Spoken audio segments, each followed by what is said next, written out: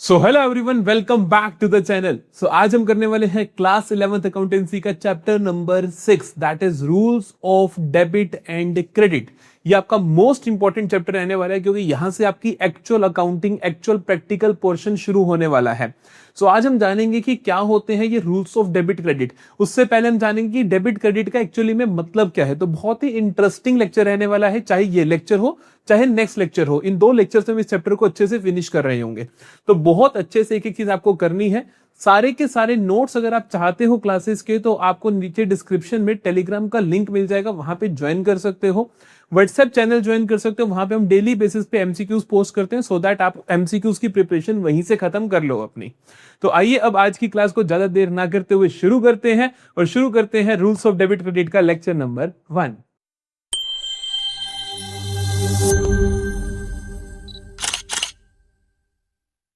सो देखो, rules of debit credit को शुरू करने से पहले आपको मतलब पता होना चाहिए कि मीनिंग ऑफ डेबिट क्रेडिट क्या होता है, डेबिट और क्रेडिट का मतलब क्या होता है।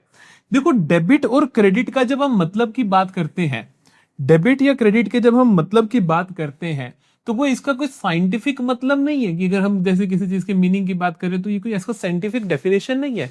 डेबिट और क्रेडिट बेसिकली एक सिंबल है। क्या सिंबल है? किसी चीज के बढ़ने या किसी चीज के कम होने को दर्शाने के लिए।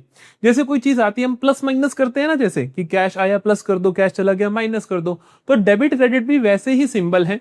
ये क्या दिखाते हैं? किसी भी चीज के इंक्रीज या डिक्रीज होने को। क्योंकि आपको जब पैसे का हिसाब किताब रखना है तो आपको यही हिसाब किताब रखना है कि खर्चा बढ़ रहा है, खर्चा कम हो रहा है, कैश बढ़ रहा है, कैश कम हो रहा है। मशीन खरीद ली, मशीन बढ़ गई, मशीन को डेप्रिशिएट कर दिया, मशीन की वैल्यू कम हो गई तो मशीन को कम कर दिया। तो बेसिकली आपको कुछ ऐसी चीजें चाहिए जिसके थ्रू आप दर्शा सको किसी भी चीज के बढ़ने को और किसी भी चीज के कम होने को।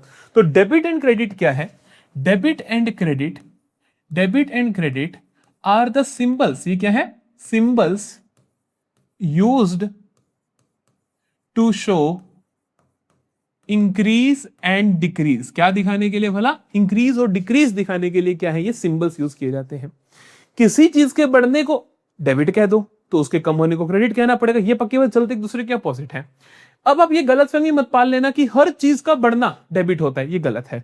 या हर चीज का बढ़ना क्रेडिट होता है, ये भी गलत है। वो हमें रूल्स बताएंगे कि किसके बढ़ने को डेबिट बोलना है, किसके बढ़ने को क्रेडिट बोलना है, किसके कम होने को डेबिट बोलना है, किसके कम होने को क्रेडिट बोलना है। सो बेसिकली कहानी ये है कि डेबिट और क्रेडिट क्या है? सिर्फ और सिर्फ सिंबल्स हैं जो क्या दर्शाते हैं? इंक्रीज या डिक्रीज दर्शाते हैं। अब कौन सी चीज को बढ़ने को आप डेबिट बोलोगे, कौन सी चीज के बढ़ने को क्रेडिट बोलोगे, वो आपको रूल्स बताएंगे। आपको ध्यान ये रखना है कि हर चीज का बढ़ना, हर चीज का इंक्रीज होना डेबिट नहीं होता। कई बार बच्चों आपको ना बहुत ज्यादा कंफ्यूजन हो जाती है थोड़ा थोड़ा एंड पे जाते जाते कि कोई भी चीज बढ़ गई तो डेबिट कर दो। ऐसा नहीं है। हर चीज का बढ़ना डेबिट नहीं होता, हर चीज का बढ़ना क्रेडिट भी नहीं होता। किसी चीज का बढ़ना डेबिट तो किसी चीज का बढ़ना क्रेडिट। ये पक्की बात है। अगर किसी चीज का, अगर ये दो लाइनें आप लिख लेना, अगर किसी चीज का बढ़ना का इंक्रीज होना डेबिट है तो उसका डिक्रीज होना क्रेडिट होगा। यह पक्की बात है कि अगर किसी चीज का बढ़ना डेबिट है तो उस चीज का कम होना पक्का क्रेडिट होगा। And vice versa is also true कि भैया अगर किसी चीज का बढ़ना क्रेडिट है तो उसका कम होना पक्का डेबिट होगा। मतलब डेबिट और क्रेडिट चलते एक दूसरे से अपोजिट है। किसी चीज के बढ़ने को आप डेबिट बोलते हो, किसी चीज के बढ़ने को क्रेडिट बोलते हो। लेकिन जिस चीज के बढ़ने को डेबिट बोलते हो तो उसके कम होने को पक्का क्रेडिट बोलोगे। अगर किसी चीज के बढ़ने को क्रेडिट बोलते हो तो उसके कम होने को पक्का पक्का डेबिट बोलोगे। मेरी बात समझ में आई? किस चीज के बढ़ने को डेबिट बोलना है भैया, किस चीज के बढ़ने को क्रेडिट बोलना है, तो उसके लिए हम क्या पढ़ते हैं? हम पढ़ते हैं what are the rules of debit and credit. उसके लिए हम क्या पढ़ते हैं कि रूल्स क्या है डेबिट एंड क्रेडिट के। अब हम सीखते हैं रूल्स क्या है। रूल्स क्या है? किस चीज के बढ़ने को अपने डेबिट बोलना है, किस चीज से कम बढ़ने को अपने क्रेडिट बोलना है, या किस चीज से कम होने को डेबिट बोलना है, किस चीज से कम होने को क्रेडिट बोलना है। तो उसके लिए आपको कुछ रूल्स पता होने चाहिए। और वो रूल्स लाई करते हैं on the basis of account की अकाउंट कौन सा है। हमने अकाउंट के रूल बना दिए कि अगर इस तरीके का अकाउंट आया तो बढ़ना डेबिट बोल दो, कम होना क्रेडिट बोल दो। समझे मेरी बात? ये जो रूल्स बनाए गए हैं on the basis of types of account, कि कौन सा अकाउंट है, कौन से टाइप की चीज। अकाउंट का मतलब होता है कि किस तरीके की चीज है, कि मान लो मैंने कहा सैलरी का एक अकाउंट है, तो सैलरी से रिलेटेड सारी ट्रांजेक्शन सैलरी अकाउंट में आते हैं, तो सैलरी एक अकाउंट है एक तरीके से। अकाउंट का मतलब है किस तरीके का अकाउंट। जब हम टाइप्स ऑफ अकाउंट्स की बात करते हैं तो हम दो डिफरेंट टाइप्स ऑफ अकाउंट्स को पढ़ते हैं, दो डिफरेंट तरीकों से पढ़ते हैं, दो डिफरेंट क्लासिफिकेशंस पढ़ते हैं। जब हम टाइप्स ऑफ अकाउंट्स के बारे में बात करते हैं तो हम दो डिफरेंट क्लासिफिकेशंस पढ़ते हैं। पहली आती है मेरे पास ट्रेडिशनल क्लासिफिकेशन, ट्रेडिशनल क्लासिफिकेशन, और दूसरी आती है मेरे पास मॉडर्न क्लासिफिकेशन, और दूसरी क्या आती है मेरे पास, मॉडर्न क्लासिफिकेशन। ठीक है, आज की क्लास में हम बात करेंगे इस ट्रेडिशनल क्लासिफिकेशन की, कि ट्रेडिशनली, कन्वेंशनली खाते कितने तरीके के बताए जाते हैं। इसे हम यूके की अप्रोच भी बोलते हैं। यूके बोल दो, यूनाइटेड किंगडम बोल दो, या इंग्लैंड की बोल दो, या ब्रिटिशर्स अप्रोच बोल दो, जो मर्जी। ये यूके की अप्रोच है। इंग्लैंड वाले जब हम पे राज किया इंडिया पे, तो वो ये लेकर आए थे। तो ये ट्रेडिशनल क्लासिफिकेशन क्या कहता है, हम ये सीखेंगे। बेहतर कौन सी है, आसान कौन सी है, आसान है ये वाली modern approach, that is USA की अप्रोच, मॉडर्न क्लासिफिकेशन जो यूएसए लेकर आया, ये ज्यादा आसान है। सही कौन सी है, दोनों सही है, दोनों सेम ही बताती हैं कि एट द एंड कैश का बढ़ना डेबिट होता है। ये भी वही बोलेगा, ये भी वही बोलेगा, लेकिन अलग तरीके से बोलेगा, वो अलग तरीके से बोलेगा, बस फर्क इतना है। समझ आई बात। चलो ट्रेडिशनल क्लासिफिकेशन के हिसाब से देखते हैं कि खाते कितने तरीकों के होते हैं। इसके हिसाब से मेरे पास 3 तरीकों के खाते होते हैं, और आज उनके हम रूल्स भी सीखेंगे और इनकी एप्लीकेशन भी सीखेंगे। तो ये वाला पोर्शन जो है हम अगली क्लास में करेंगे, आज हम ये करेंगे। अगली क्लास में जब ये पोर्शन करेंगे तो फिर हम स्टिक हो जाएंगे। आगे जब भी हम जनरल एंट्रीज करेंगे, जब भी जिंदगी में यूज करेंगे रूल्स का, तो मॉडर्न क्लासिफिकेशन ही रूल करेंगे, जब आप मेरे से पढ़ रहे होगे तो। ठीक है, अभी ट्रेडिशनल क्लासिफिकेशन की बात करते हैं। ये भी आना चाहिए, क्योंकि कई बार क्वेश्चन पेपर में लिखा हुआ जाता है कि as per the traditional classification बताओ कि खाता कौन से तरीके का है। 3 तरीके के खाते होते हैं। पहला होता है पर्सनल अकाउंट, पर्सनल अकाउंट। दूसरा होता है रियल अकाउंट। तीसरा होता है नॉमिनल अकाउंट। ठीक है जी, इनकी क्या डेफिनेशन होती है अभी जानते हैं। इन तीनों के जो 3 रूल्स होते हैं उन्हें हम प्यार से गोल्डन रूल्स भी बोलते हैं। हम उन्हें प्यार से क्या बोलते हैं, 3 गोल्डन रूल्स ऑफ अकाउंटेंसी। तो वो भी आज की क्लास में हम सीख रहे होंगे। 3 तरीके के खाते हैं, पर्सनल अकाउंट, रियल अकाउंट और नॉमिनल अकाउंट। आइए इनका मतलब जानते हैं। पहला है पर्सनल अकाउंट। अब आपको नाम से समझ आता हो कि पर्सनल मतलब कि किसी पर्सन का अकाउंट। तो पर्सनल अकाउंट क्या होता है, पर्सनल अकाउंट होता है accounts related to individuals, firms, companies and organisations. आराम से मतलब समझाता हूं। पर्सनल अकाउंट का मतलब क्या है, पर्सन से रिलेटेड। अब वो पर्सन कैसे कैसे हो सकते हैं, अब वो पर्सन कैसे कैसे हो सकते हैं, यहां पे थोड़ा सा गौर करने की बात है कि पर्सन कैसे कैसे हो सकते हैं। वो नेचुरल पर्सन भी हो सकते हैं, जैसे कि आम इंसान, मैं हूं, आप हो। वो आर्टिफिशियल पर्सन भी हो सकते हैं। बच्चा, आर्टिफिशियल पर्सन का मतलब होता है, आर्टिफिशियल पर्सन का मतलब होता है कि ऐसी चीजें जो एज अ इंसान, मतलब एज अ अपनी कैपेसिटी में ट्रांजेक्शन्स करती है, अपनी कैपेसिटी में अकाउंटिंग ट्रांजेक्शन्स करती है। फॉर एग्जांपल इंस्टीट्यूट्स, विद्यम, आप फीस देते हो तो आप मेरे को नहीं देते, आप विद्यम को फीस देते हो। तो विद्यम भी क्या है, एक पर्सनल अकाउंट है। क्यों, क्योंकि ये एक इंस्टीट्यूट को रिप्रेजेंट कर रहा है, या मैं कहूं कि ये as a artificial person work कर रहा है। और तीसरा आता है रिप्रेजेंटेटिव पर्सनल अकाउंट। तीसरा आता है रिप्रेजेंटेटिव पर्सनल अकाउंट। ये ऐसा अकाउंट होता है जो किसी ना किसी पर्सन को ही रिप्रेजेंट कर रहा है। तो ये 3 तरीकों के अकाउंट हमारे पर्सनल अकाउंट में आते हैं। पहले पर्सनल अकाउंट को और अच्छे से जान लेते हैं, इसका रूल समझ लेते हैं। तो पर्सनल अकाउंट में मैंने तुम्हें बोला था कि पर्सनल अकाउंट के अंदर 3 खाते आते हैं, 3 तरीकों के खाते आते हैं। कौन कौन से, नेचुरल पर्सन, मतलब कि मैंने बोला कि जैसे ह्यूमन बींग से खाते हो गए। फॉर एग्जाम्पल मोहन का अकाउंट हो गया, राम का अकाउंट हो गया। कोई भी transaction which is related to real person, वो इसके अंदर आ जाएगी, वो इसके अंदर आ जाएगी। फिर आता है दूसरे नंबर पे हमारे पास आर्टिफिशियल पर्सनल अकाउंट। आर्टिफिशियल मतलब कि जो जिंदा इंसान नहीं है। इसके अंदर अकाउंट्स रिलेटेड टू ऑर्गेनाइजेशंस और इंस्टीट्यूशंस क्रिएटेड बाय लॉ, जिसको लॉ ने बोला कि आप अपनी कैपेसिटी में अकाउंटिंग ट्रांजैक्शंस कर सकते हो। जैसे कि बैंक हो गया, किसी भी कंपनी का खाता हो गया, किसी भी स्कूल इंस्टीट्यूट का खाता हो गया। तो they are treated as person in accounting, क्योंकि एज अ अकाउंटिंग के अंदर पर्सन के रूप में इनको माना जाता है। रिप्रेजेंटेटिव पर्सन का क्या बोला मैंने, कि ऐसे खाते जो किसी पर्सन को रिप्रेजेंट कर रहे होंगे। इसके अंदर 4 खाते आते हैं मुख्य तौर पे, चारों आपको याद होने चाहिए जरूरी, और ये चारों बहुत इंपॉर्टेंट होते हैं। मैंने अकाउंटिंग क्वेश्चन में आपको बोला था, अलग से ध्यान रखना। Accrued income, prepaid expense, outstanding expense और एडवांस इनकम, ये चारों हमेशा साथ चलते हैं। तो एडवांस इनकम, इन चारों को रिप्रेजेंटेटिव पर्सन, ये किसी ना किसी पर्सन को रिप्रेजेंट कर रहे हैं। जैसे कि प्रीपेड एक्सपेंस, मैंने एक्सपेंस जो पहले ही दे दिया, किसको दिया होगा? पर्सन को। तो एक पर्सन को क्या कर रहा है? रिप्रेजेंट कर रहा है। आउटस्टैंडिंग सैलरी, सैलरी किसको देनी रहती होगी? एक पर्सन को। तो ये क्या हुआ? Outstanding salary again a personal account, that is a representative personal account. क्या मेरी बात समझ में आई? इस तरीके के सारे खाते कहां पर आते हैं? हमारे पर्सनल अकाउंट में आते हैं। पर्सनल अकाउंट का रूल देख लेते हैं हम जल्दी से कि पर्सनल अकाउंट का रूल क्या है। पर्सनल अकाउंट का रूल होता है, पर्सनल अकाउंट का रूल होता है debit the receiver, credit the giver. क्या होता है?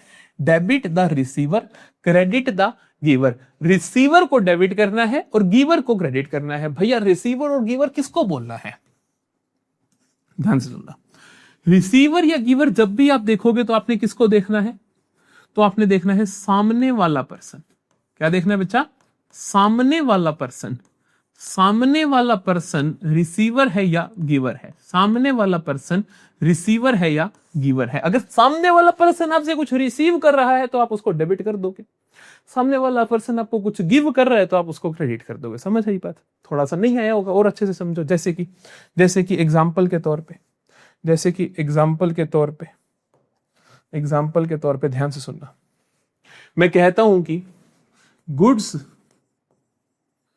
Sold to Ram of ₹10,000 on credit. मैं ज्यादा डेप्थ में नहीं जाऊंगा, सिर्फ आपको 2-3 ही एग्जांपल दूंगा, ध्यान से सुनते चले जाना। Goods sold to Ram on credit, आपको सिर्फ एक ही चीज देखनी है, इसमें कोई पर्सन इन्वॉल्व है कि नहीं। हालांकि हर ट्रांजेक्शन में 2 खाते इन्वॉल्व होते हैं, हम अभी एक के बारे में बात करेंगे क्योंकि हमने अभी सारे सीखे नहीं है। इसमें पर्सन को इन्वॉल्व है क्या? हाँ जी भैया, राम इन्वॉल्व है। कौन है?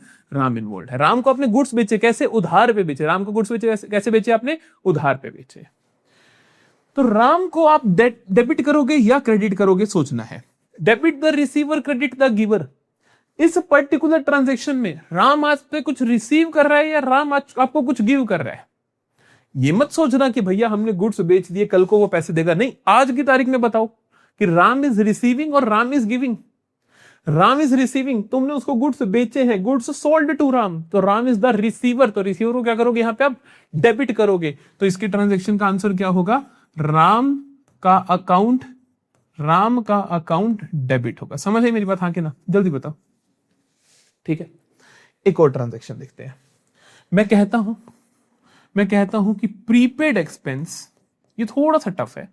Prepaid expense of ₹4,000। खाता कौन सा इन्वॉल्व है इसके अंदर? प्रीपेड एक्सपेंस, जो कि मतलब खाते तो 2 इन्वॉल्व है, लेकिन अभी मुझे एक देखना है कि मेरे पर्सनल अकाउंट में से कौन सा इन्वॉल्व है। तो मैंने कहा प्रीपेड एक्सपेंस इन्वॉल्व है भैया। अब देखो, prepaid expense of 4,000, debit the receiver, credit the giver.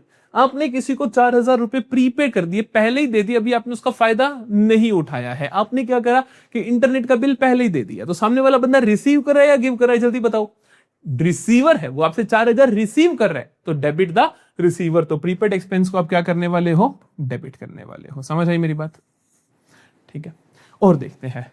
मैं कहता हूं कि यार outstanding salary to Ram is ₹15,000। ध्यान से बताना, इसमें पर्सन कौन इन्वॉल्व है? Outstanding expenses to Ram. ठीक है, तो राम, अब देखो, जब आउटस्टैंडिंग सैलरी किसी पर्सन का नाम लिखा हो तो आप उसको आउटस्टैंडिंग सैलरी बोल देते हो। विद प्रैक्टिस हम ये सीख रहे होंगे बाद में।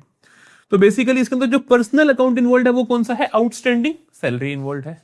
अब पूछिए उससे, वो रिसीवर है या गिवर है? आउटस्टैंडिंग सैलरी 15,000, 15,000 रुपए राम को देने रहते हैं, तो रिसीवर है सामने वाला, गिवर है। आज की डेट में उसने मुझसे कुछ रिसीव किया, उसने मुझे कुछ दिया है, उसने अपनी सर्विसेज दी हैं, तभी तो ये सैलरी देनी है मुझे। अभी तक मैंने सैलरी दी नहीं है, उसने मुझे क्या दिया? सर्विसेज दी, तो ही इज द गिवर। तो आउटस्टैंडिंग सैलरी क्या हो जाएगा? यहां पर क्रेडिट हो जाएगा। मैं बच्चों को बार बार बोलता हूं कि जब भी ये चारों चीजें हो तो आपको बार बार सोचना नहीं है कि who is the receiver, who is the giver. आपको रट्टा मार के रख लेना है। चाहो तो आप चेकआउट कर सकते हो, जैसे मैंने आपको समझाया, आप चेकआउट कर सकते हो, आपको समझ आ जाएगा। इंस्टेड बेहतर यह है कि आप याद ही रख लो कि एक्रूड इनकम डेबिट होगा, प्रीपेड एक्सपेंस डेबिट होगा, आउटस्टैंडिंग एक्सपेंस क्रेडिट होगा, एडवांस इनकम क्रेडिट होगा। ठीक है, लॉजिक से समझो तो ये रहा लॉजिक, ये रहा लॉजिक। मैं किसी का भी लॉजिक आपको समझा सकता हूं। मैं एडवांस इनकम को समझा देता हूं कि मैं कहूं कि एडवांस इंटरेस्ट रिसीव्ड, तो सामने वाले बंदे ने मुझे सामने वाला बंदा रिसीवर है या गिवर है? सामने वाले बंदे ने मुझे दिया है, एडवांस इंटरेस्ट दिया है, तो वो गिवर है, तो क्रेडिट होगा। हमने यहां भी लिखा क्रेडिट होगा। तो आप सोच भी सकते हो, लेकिन याद रख लोगे तो आपके लिए बेहतर रहेगा। समझ गए? चलो और देखें क्या, और देखें क्या, बैंक या कंपनी का ऐसा कुछ देखें।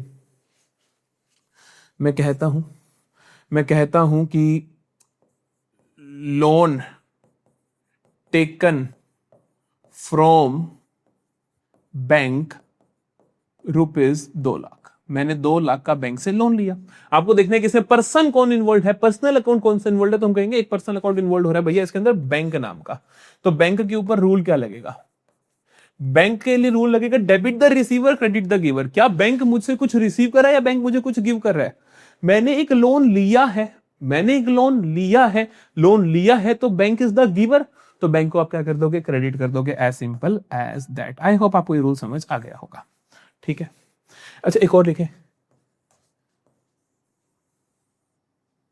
Repaid the loan, repaid 50,000 loan to bank. Bank को 50,000 का लोन वापस कर दिया। अब सोचो क्या होगा? फिर से बैंक भाई साहब से पूछो, या आप रिसीवर हो या आप गिवर हो। अब आप 50,000 दे रहे हो बैंक को, रीपेड 50,000 टू बैंक, बैंक को आप वापस कर रहे हो 50,000, तो बैंक इज द रिसीवर। तो अब यहां पे आप बैंक को क्या कर दोगे? डेबिट कर दोगे। क्या मेरी बात समझ में आ रही है? जल्दी बताओ, क्या मेरी बात समझ में आ रही है? शाबाश। सो दिस इज हाउ आपको रूल्स लगाने हैं, and this is the personal account. ठीक है जी, अब आते हैं हम अपने दूसरे अकाउंट पे, दैट इज रियल अकाउंट। बाकी दोनों अकाउंट बिल्कुल आसान है, मुश्किल नहीं है। ये रियल अकाउंट का क्या रूल होता है भैया?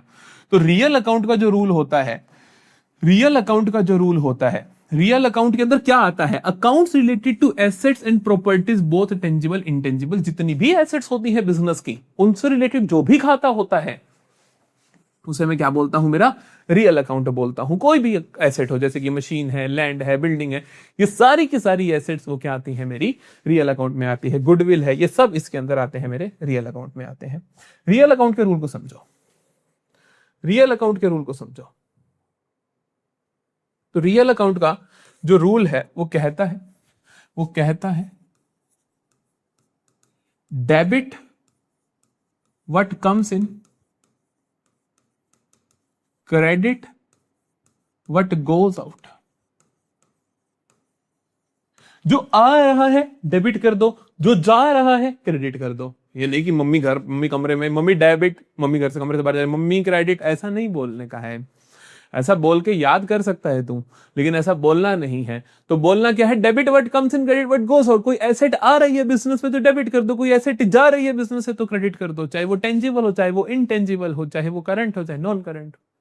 कोई एसेट बिजनेस में आ रही है तो डेबिट, जा रही है तो क्रेडिट कर दो। ठीक है, आ रही है का मतलब क्या? मैं ऐसा इसको सिंपली पुट करूं तो मैं कह सकता हूं कि एसेट अगर बढ़ जाए तो डेबिट, कम जाए तो क्रेडिट। समझे नहीं? आ रहा है तो asset, debit but comes in, asset आ रही है तो debit, credit but goes out. अगर एसेट कम हो रही है तो मतलब एसेट जा रही है, तो कम हो रही है तो credit. As simple as that. आइए एग्जांपल्स देखते हैं, कुछ एक एग्जांपल्स देखते हैं। Paid cash to Mohan ₹5,000। अब फिर से इसके अंदर आपको 2 खाते दिख रहे होंगे, एक एसेट दिख रही होगी और एक पर्सन दिख रहा होगा। पर्सन तो मोहन दिख रहा है और एक आपको कैश दिख रहा है। अब भी हम सिर्फ एसेट्स के बारे में बात कर रहे हैं, रियल अकाउंट के बारे में बात करते हैं तो सिर्फ और सिर्फ कैश के रूल को समझते हैं। ठीक है, कैश के रूल को समझते हैं कि भैया कैश के साथ क्या होगा। कैश मेरी एसेट है। पेड कैश टू मोहन, अगर मोहन को कैश दिया तो कैश जा रहा है, कैश कम हो रहा है तो कैश को क्या कर दोगे आप? क्रेडिट कर दोगे। कितना आसान है बताओ जरा। और देखें क्या, bought मशीनरी फॉर ₹1,00,000। 1,00,000 की मैंने क्या कर ली बच्चा? मशीन खरीद ली। 1,00,000 की क्या कर ली मैंने? मशीन खरीद ली। इन कैश में खरीद ली। तो इसमें एसेट का इन्वॉल्वमेंट है, कोई रियल अकाउंट इन्वॉल्व है क्या? हाँ जी भैया है। कौन सा है? 2 एक्चुअली में, एक मशीनरी भी और कैश भी, दोनों ही एसेट्स होती हैं। तो मशीनरी पे भी यही रूल लगेगा और कैश पे भी रूल लगेगा। अरे वाह क्या बात हुई।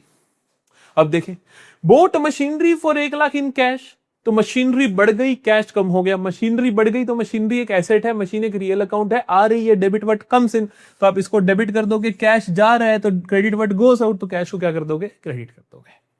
आई बात समझ। और देखिए, और देखिए, और मैं आपको बोलता हूं, सोल्ड ओल्ड फर्नीचर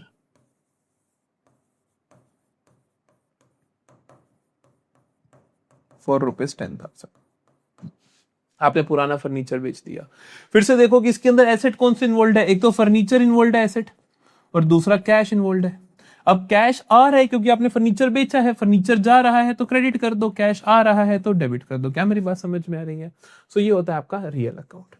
आखिरी अकाउंट जो होता है आपका, दैट इज नॉमिनल अकाउंट। अब नॉमिनल अकाउंट को समझते हैं। नॉमिनल अकाउंट का मतलब होता है any account related to expenses, incomes, gains, losses.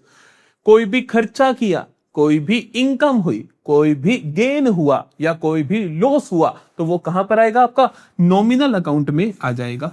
ठीक है, नॉमिनल अकाउंट का रूल क्या कहता है, अभी देख लेते हैं भैया। नॉमिनल अकाउंट का रूल क्या कहता है? तो नॉमिनल अकाउंट का रूल बोलता है, तो नॉमिनल अकाउंट का रूल बोलता है debit all expenses and losses, credit all incomes and gains. कोई भी खर्चा हो या कोई भी लॉस हो तो क्या कर दो, उसको आप चुपचाप डेबिट कर दो। कोई भी इनकम हो या कोई भी गेन हो तो चुपचाप आप क्या कर दो, क्रेडिट कर दो। कोई भी खर्चा हो तो डेबिट, कोई भी इनकम हो तो क्रेडिट। तीनों गोल्डन रूल्स क्या हुए? पहला गोल्डन रूल हमने सीखा debit the receiver, credit the giver. जल्दी से बोलोगे, सभी को सुनना चाहिए आपके घर में। Debit the receiver, credit the giver, debit the receiver, credit the giver. दूसरा रूल हमने क्या सीखा? Debit what comes in, credit what goes out, debit what comes in, credit what goes out, debit what comes in, credit what goes out. और तीसरा rule हमने क्या सीखा? Debit all expenses and losses, debit all expenses and losses, credit all incomes and gains. क्या मेरी बात समझ में आई? जल्दी से आंखें बंद करके कम से कम 3 बार बोलोगे, और बोलते ही कमेंट सेक्शन में मेरे को बताओगे हाँ जी भैया हमने ऐसा बोल लिया है। ठीक है, तो debit all expenses and losses, credit all incomes and gains. Example के तौर पे मैं कहता हूं, एग्जांपल के तौर पे मैं कहता हूं कि पेड सैलरी ₹40,000। सैलरी दे दी बेटा आपने 40,000। हालांकि इसमें दो चीजें इन्वॉल्व है, एक तो 40,000 कैश इन्वॉल्व और एक सैलरी इन्वॉल्व है। कैश मेरा रियल अकाउंट होता है, उसका रूल अभी मैं नहीं सीख रहा, मैं सिर्फ सैलरी का सीख रहा हूं, खर्चे का सीख रहा हूं। तो खर्चा आइडेंटिफाई करोगे तो खर्चा आपको मिल जाएगा इसके अंदर सैलरी। भैया सैलरी एक्सपेंस है कि इनकम? अरे पे किया है तो खर्चा होगा। एक्सपेंसेस को आप क्या करते हो, डेबिट करते हो, तो सैलरी क्या हो जाएगा यहां पर, डेबिट हो जाएगा। This is how. और देखो example, received sold goods for ₹20,000। आपने क्या करा, 20,000 के गुड्स बेचे। जब भी आप गुड्स बेचते हो तो उसे आप क्या बोलते हो, सेल्स बोलते हो। जो से इनकम आती है उसे आप क्या बोलते हो, सेल्स बोलते हो। तो यहाँ पे दो चीजें इन्वॉल्व है, एक तो कैश जो कि रियल अकाउंट होता है, दूसरा सेल्स। अभी आपको देखना है हमारे नॉमिनल अकाउंट का सेल्स क्या बेटा आपके लिए, इनकम है, इनकम है, रिवेन्यू है। तो credit all incomes and gains तो आप क्या कर दोगे, क्रेडिट कर दोगे। समझ में आई मेरी बात? सो दिस इज हाउ आपको रूल्स लगाने हैं किसके, अपने डेबिट एंड क्रेडिट के। बहुत आसान होते हैं, जैसे हम जनरल एंट्रीज करेंगे हम और अच्छे से सीखेंगे। आइए एक दो क्वेश्चंस करते हैं और मजा आएगा। Classify the following accounts as real, personal, nominal. जल्दी जल्दी क्लासिफिकेशंस करते हैं, जल्दी जल्दी क्लासिफिकेशंस करते हैं, सारे बच्चे साथ में करेंगे। प्रीपेड रेंट, प्रीपेड रेंट क्या था, रिप्रेजेंटेटिव पर्सनल अकाउंट से जाता है वो चारों खाते, prepaid rent, accrued income, advance income, outstanding expenses. तो ये क्या होता है आपका पर्सनल अकाउंट। दैट पर्सनल के अंदर हमें पता है representative personal account. Drawings account, drawings का मतलब याद करो। अगर आपको कोई चीज समझ नहीं तो मतलब सोचो, मैंने टर्म्स में सिखाया। ड्रॉइंग्स का मतलब होता है amount withdrawn bye owner for personal use. Owner कौन है, मतलब ये ओनर का खाता है। ओनर जब भी पैसा पर्सनल यूज करने निकालते हैं उसको ड्रॉइंग्स बोलते हैं, तो मतलब ये ओनर का खाता हुआ। ओनर कौन है, ओनर एक पर्सन ही तो है यार, तो ये भी क्या है, पर्सनल अकाउंट। ओनर एक पर्सन ही है। आउटस्टैंडिंग सैलरी, आउटस्टैंडिंग एक्रूड, ये सब क्या होते हैं, पर्सनल अकाउंट्स होते हैं, तो कोई दिक्कत नहीं है। गुडविल, गुडविल, गुडविल भैया इंटेंजिबल एसेट होता है, इंटेंजिबल एसेट है तो रियल अकाउंट है, क्योंकि सारी एसेट्स रियल अकाउंट में आती हैं। Commission received in advance, advance आ जाए, प्रीपेड आ जाए, एक्रूड आ जाए, ये सब क्या होते हैं भैया, पर्सनल अकाउंट होते हैं। पर्सनल में भी रिप्रेजेंटेटिव पर्सनल अकाउंट होते हैं। वेजेस एंड सैलरी, ये तो खर्चा हुआ, एक्सपेंस हुआ, और एक्सपेंसेस कौन सा अकाउंट होता है, नॉमिनल अकाउंट होता है। कौन सा अकाउंट होता है? Nominal. All expenses, incomes, losses and gains. Machinery repair expense, repair का खर्चा, फिर से नॉमिनल अकाउंट। मशीनरी अगर लिखता तो रियल अकाउंट, लेकिन मशीन को रिपेयर करवाना है nominal account. Bank overdraft, bank का कोई भी, बैंक कौन है? बैंक से रिलेटेड कोई भी चीज, तो बैंक कौन है? बैंक तो एक पर्सन है, तो बैंक का अकाउंट क्या होता है? Personal account. Goods boat, goods खरीद लिए, खर्चा हो गया। गुड्स खरीदे तो क्या हुआ? एक्सपेंस हुआ, तो ये क्या है आपका? Nominal account. Rent payable, outstanding rent हुआ है ना, कोई भी चीज पेबल हो, प्रीपेड हो, तो ये सारी क्या होती है? पर्सनल अकाउंट होता है। कितना आसान है, क्या मेरी बात समझ में आई? कोई भी डाउट है तो आप कमेंट सेक्शन में डाल देना। आइए एक और क्वेश्चन करते हैं। कहते हैं कि पहले तो आपको बताना है टाइप ऑफ अकाउंट, फिर आपको बताना है डेबिट होगा या क्रेडिट होगा अगर उस चीज को बढ़ा दिया जाए। Sales, sales sales sales sales मतलब इनकम, इनकम मतलब नॉमिनल अकाउंट, नॉमिनल है भैया। बढ़ा दिया जाए तो debit all expenses and losses, credit all incomes and gains. अगर सेल्स बढ़ेगी तो इनकम बढ़ेगी, इनकम बढ़ेगी तो क्रेडिट होगा। लो जी। कैश इन हैंड एसेट होता है, रियल अकाउंट। बढ़ जाए तो debit what comes in, credit what goes out. Asset बढ़े तो डेबिट, कम हो तो क्रेडिट, तो डेबिट कर दोगे बढ़ने पे। Outstanding rent account personal account होता है, और मैंने इनका आपको अलग से लिखवा ही दिया था कि बार बार नहीं सोचना who is receiver who is giver, आप रट्टा मार लो कि आउटस्टैंडिंग एक्सपेंस और एडवांस इनकम क्रेडिट होते हैं, एक्रूड इनकम और प्रीपेड एक्सपेंस डेबिट होते हैं। तो आउटस्टैंडिंग रेंट क्या होगा? क्रेडिट होगा। फर्नीचर रियल अकाउंट है, फर्नीचर बढ़ा, एसेट बढ़ी तो क्या होगा? डेबिट होगा। एडवर्टीजमेंट एक्सपेंस, अरे खर्चा है भैया, नॉमिनल, नॉमिनल अकाउंट्स के अंदर डेबिट एक्सपेंसेस एंड लॉसेस, तो ये खर्चा है तो डेबिट कर दो। Loan taken from bank, loan taken from bank, bank कौन होता है? एसबीआई कौन होता है? पर्सन होता है। अरे पर्सन होता है, debit the receiver, credit the giver. अब बैंक ने आपको लोन दिया है, bank is the giver, giver है तो क्या कर दोगे आप? क्रेडिट कर दोगे। Bad debts recovered, bad debts recovered का मतलब देखो, बैड डेट्स का मतलब होता है पैसा डूब गया, रिकवर का मतलब होता है वापिस आ गया। वापिस आ गया तो फायदा हुआ, नुकसान हुआ भैया? गेन हो गया। गेन कौन से होते हैं? नॉमिनल अकाउंट में आते हैं, debit expenses and losses, credit incomes and gains. तो ये क्या है? नॉमिनल अकाउंट है और बढ़ने पे क्रेडिट होगा। Interest on capital, interest on capital मतलब कि कैपिटल होता है जो मालिक ने पैसा लगाया, उसके ऊपर ब्याज बिजनेस देता है मालिक को। हमने अकाउंटिंग क्वेश्चन में भी सीखा था कि इंटरेस्ट ऑन कैपिटल का मतलब होता है जो बिजनेस इंटरेस्ट दे रहा है ओनर को, ओनर को दे रहा है बिजनेस, तो बिजनेस के लिए क्या हुआ? एक्सपेंस हो गया। एक्सपेंस हुआ तो क्या हुआ? नॉमिनल अकाउंट, और एक्सपेंसेस क्या होते हैं? डेबिट होते हैं। बिल्स रिसीवेबल, बिल रिसीवेबल इस डेटर्स का ही दूसरा नाम, ठीक है? तो बिल्स रिसीवेबल डेटर्स का दूसरा नाम। डेटर्स इंसान होते हैं, इंसान होते हैं तो real account, sorry personal account होता है। Receivable, bills receivable, bills receivable का मतलब वो डेटर्स, डेटर्स मतलब जिनको आपने उधार पे सामान बेचा था, कल को पैसा मिलना है, आज वो आपके लिए रिसीवर है कि गिवर है? सोचो। Debit the receiver, credit the giver. जब आपने उसको सामान उधार पे बेचा तो वो आपसे कुछ रिसीव कर रहा है, आपको कुछ गिव कर रहा है? वो आपसे रिसीव कर रहा है। क्या रिसीव कर रहा है? सामान रिसीव कर रहा है। तो इसीलिए डेटर्स या बिल्स पेबल बढ़ते हैं तो वो डेबिट होते हैं। Salary payable, salary payable, salary payable मतलब कि भैया सैलरी देनी रहती है, आउटस्टैंडिंग सैलरी है। आउटस्टैंडिंग एक्सपेंस क्या होते हैं? पर्सनल अकाउंट, और इनको क्या करते हो आप? क्रेडिट करते हो, याद रख सकते हो। ठीक है जी। तो ये हो गया हमारा किस तरीके से हमें फॉर द ट्रेडिशनल क्लासिफिकेशन के हिसाब से क्वेश्चंस को करना है। आई होप आपको समझ आ गया होगा अच्छे से, एक एक चीज क्लियर हो गई होगी।